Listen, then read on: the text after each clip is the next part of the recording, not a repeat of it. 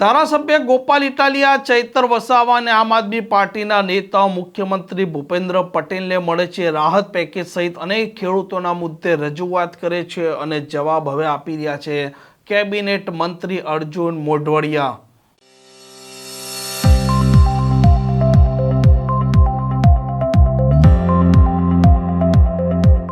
નમસ્કાર, આપ જોઈ રહ્યા છો હોટલાઇન ન્યૂઝ અને હું છું આપની સાથે તોફિક ગાંચી। ગઈકાલે ધારાસભ્ય ગોપાલ ઇટાલિયા, ચૈતર વસાવા, પ્રદેશ પ્રમુખ ઈસુદાન ગઢવી સહિત અનેક આમ આદમી પાર્ટીના નેતાઓ મુખ્યમંત્રી ભૂપેન્દ્ર પટેલને મળવા ગયા હતા અને મામલો જે પ્રકારે રાહત પેકેજ જાહેર કરવામાં આવ્યું, ખાતર ખેડૂતો સાથે કડદા થઈ રહ્યા છે, આવા અનેક મુદ્દે તેમણે મુખ્યમંત્રી ભૂપેન્દ્ર પટેલને રજૂઆત કરી। ખેડૂતો છે તેમને નુકસાન થયું છે તે મામલે તેમણે રાહત પણ આપવી જોઈએ, આવી રજૂઆત કર્યા બાદ ગોપાલ ઇટાલિયાએ પ્રતિક્રિયા પણ આપી હતી અને હવે સામે આવ્યા છે કેબિનેટ મંત્રી અર્જુન મોઢવાડિયા અને તેમણે રાહત પેકેજને લઈને નિવેદન આપ્યું છે।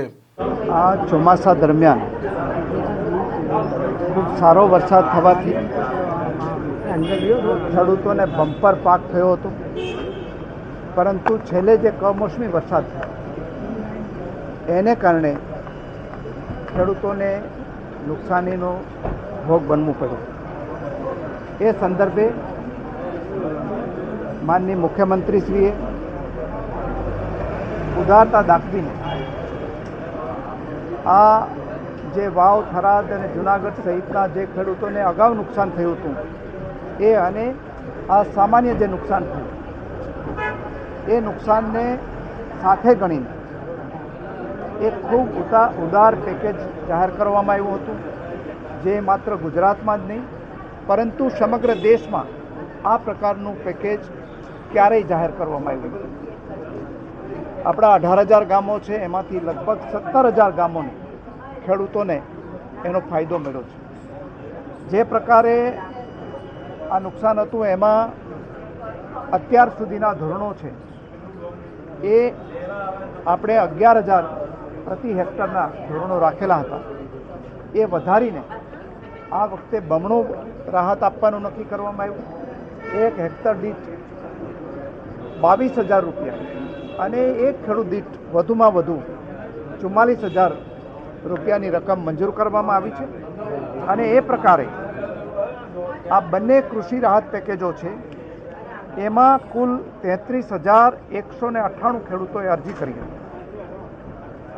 એ પૈકી અત્યાર સુધીમાં 27,99,446 ખેડૂતોની રાહત પેકેજ ચૂકવવા માટેની અરજીઓ મંજૂર કરવામાં આવી છે અને એમાં છેલ્લા 10 દિવસની અંદર જ 22,91,223 ખેડૂતોને ધોરણો મુજબ 6,805 કરોડ રૂપિયાની એની સહાય એના ખાતામાં જમા કરવામાં આવી છે અને બાકીની જે રાહત પેકેજ ચૂકવવાનું છે એ પણ થોડા દિવસોની અંદર આપણે એનું ચૂકવણું કરી દઈશું।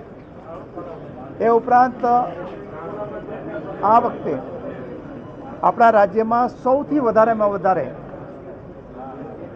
મગફળી, સોયાબીન, મગ અને અડદના જે પાક છે એના ખરીદી કરવાની કાર્યવાહી છે। એમાં પણ આપણા યશસ્વી પ્રધાનમંત્રી નરેન્દ્રભાઈ અને આપણા પ્રતિનિધિ રાષ્ટ્રીય નેતા અમિતભાઈ શાહના સહયોગથી માનનીય મુખ્યમંત્રીશ્રીએ 15,000 કરોડ રૂપિયાની આ ખરીફ પાકોની જે ઉત્પાદન છે એ ટેકાના ભાવે ખરીદી કરવાનું નક્કી કરેલું અને એમાં આ વખતે જે ખેડૂતોએ અરજી કરી હતી ટેકાના ભાવે પોતાની જણસી વેચવાનું, એમાં 10,11,936 ખેડૂતોએ અરજી કરી હતી।